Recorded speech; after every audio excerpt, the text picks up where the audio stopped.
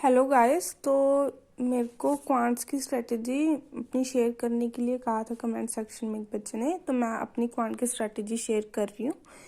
तो बेसिकली ये जो स्ट्रेटजी है वो एज अ बिगनर के लिए है, जो कि 2023 के एग्ज़ाम को टारगेट करेगा। क्योंकि क्वांट स्ट्रॉन्ग एक महीने में नहीं होगी, आपको अपना बेस स्ट्रॉन्ग करना पड़ेगा, उसी से आपकी आगे स्ट्रॉन्ग होगी। ठीक है। अब क्वांट्स में मेनली 3 सेक्शन है, एक अर्थमेटिक है, एक डीआई है, एक हमारा स्पीड मैथ्स होता है। ठीक है। अब मैं मेनली बताऊं तो मैंने क्या करा था, मेरे पास अनअकैडमी का सब्सक्रिप्शन था, तो मैंने वहाँ से आशीष अरोड़ा सर का जो अर्थमेटिक का बैच था मैंने वो लगाया था। ठीक है। मैं तो आपको कहती हूँ आप क्या करो, एज अ बिगनर हो आप अपना टाइम टेबल बना लो एक, कि जैसे वीक का बना लिया कि एक वीक में मैंने 2 चैप्टर्स कंप्लीट करने हैं। जैसे स्टार्टिंग में जैसे परसेंटेज हो गया, रेशियो प्रोपोर्शन। ठीक है, कि मैंने स्टार्टिंग में एक वीक में कंप्लीट करने हैं। तो आप वीडियोस वगैरह देखो, जिस भी टीचर की देखनी है आप उसकी देखिए, और वो एक वीक में वो 2 चैप्टर्स अच्छे से कंप्लीट करिए। ठीक है। फिर उसके बाद जैसे 6 दिन में हो गया आपका, अगर आप पे 2 होते हैं तो ठीक है, हर एक की कैपेसिटी अलग अलग होती है। अगर आप एक चैप्टर करोगे वीक में, वो आपके ऊपर डिपेंड है। ठीक है। उसके बाद एक संडे का दिन रखिए उसको पूरे को प्रैक्टिस करने के लिए, जो भी आपने मतलब उस वीक में किया है उसको संडे को मैथ की प्रैक्टिस कीजिए अच्छे से। ठीक है। तो जब मैंने ये अनअकैडमी से सर का कोर्स कंप्लीट किया, उसके बाद सर ने एक अड्डा की एस की मैथ बुक होती है, तो वो थी मेरे पास। तो उसमें से मैंने जितने भी अर्थमेटिक के लेवल्स होते हैं, लेवल 1, लेवल 2, लेवल 3, सारे तरह के लेवल्स होते हैं, आप वहाँ से प्रैक्टिस कीजिए।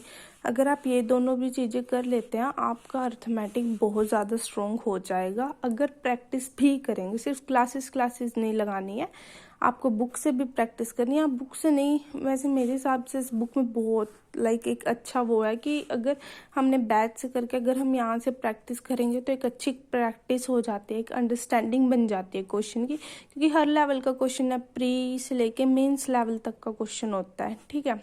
उसके बाद ये मेरा सोर्स था जो मैं अपना एकदम ऑनेस्ट, वो कहते हैं ना, सच सच बता रही हूँ कि मैंने क्या फॉलो किया।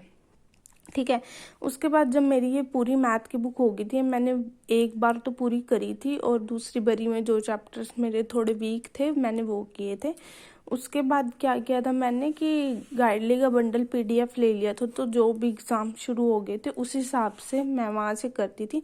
लेकिन मैंने गाइडली बंडल पीडीएफ से प्री के लिए प्रैक्टिस नहीं करी है अर्थमेटिक की, मैंने सिर्फ मेंस के एग्ज़ाम के लिए ही प्रैक्टिस करी है, यहाँ से प्री के लिए नहीं करी। तो ये था अर्थमेटिक। अगर आप इतना कर लेते हो ना तो मोर देन इनफ है, मोर देन इनफ। बट आपको ये है, बैच करो सिर्फ, एकदम फोकस्ड वे से करो आप उसको, क्योंकि अगर आपका बेस स्ट्रॉन्ग होगा ना तो मेंस में वही चीज़ होती है, बेसिक ही होता है, वो बेसिक हाई लेवल बन जाता है। अगर आपका बेसिक क्लियर होगा तो आप इजीली हाई लेवल के क्वेश्चंस भी कर लोगे। उसके बाद मैं बात करती हूँ डीआई की।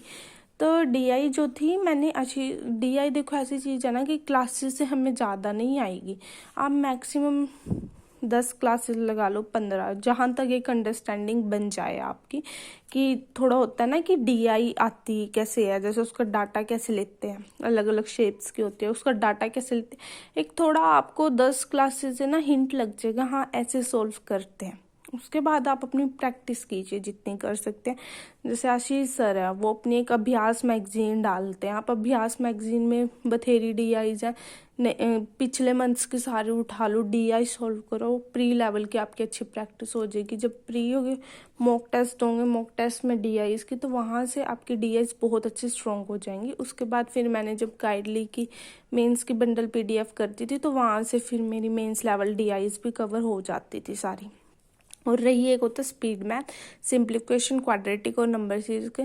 तो इसका तो देखो आप कोई भी, मतलब अगर किसी पे पेड है देखो, फिर तो आशीष सर की जैसे पूरा बैच उसमें सर करा देते हैं। अगर किसी पे नहीं है, सब्सक्रिप्शन वगैरह फ्री है, तो वो क्या कर सकता है, जैसे उस पे ना मतलब ट्रिक्स बताते हैं, जैसे ट्रिक्स ज़्यादा से ज़्यादा आपको किसकी पता होनी चाहिए, क्यूब कैसे निकालते हैं, किसी भी चीज़ का स्क्वायर कैसे निकालते हैं। ये छोटी छोटी चीज़ें होती हैं जो सिर्फ थोड़ी, जैसे 11 से मल्टीप्लाई करना होता है किसी भी चीज़ को तो कैसे करते हैं। ये सब छोटी छोटी ट्रिक्स आप कोई भी मैराथन वगैरह कुछ भी देख लो, आपको मिल जाएगा यूट्यूब पे कंप्लीट मैराथन्स वगैरह, तो वो देख लोगे, उससे आपकी ये सिंप्लीफिकेशन की सारी जो ट्रिक्स नॉर्मल होती हैं वो आपको आ जाएंगी।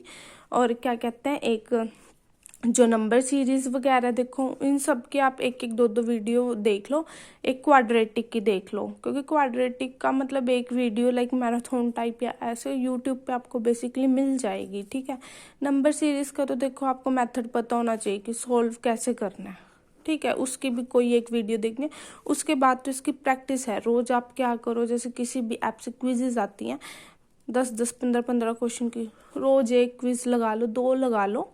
जैसे एज की बुक है मैंने बताया, उसमें भी हैं प्रैक्टिस के लिए क्वेश्चंस, और इतनी सारी जैसे अभ्यास की डालते हैं सर, तो उसमें इतने सारे नंबर सीरीज, क्वाड्रेटिक, मिसिंग, रोंग, हर एक के क्वेश्चंस होते हैं। अगर आप वहाँ से भी प्रैक्टिस करोगे ना तो आपकी बहुत ही ज़्यादा अच्छी मतलब प्रैक्टिस हो जाएगी कि आपको पेड कंटेंट की तरफ भी जाने की ज़रूरत नहीं, आप फ्री कंटेंट से ही सारा कुछ कर लोगे।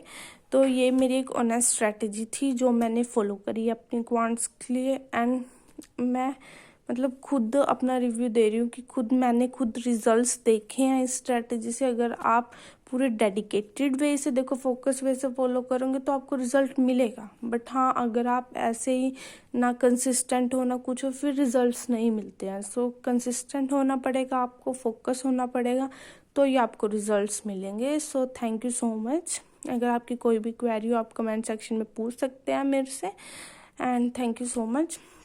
Please like, share, subscribe my channel. Thank you.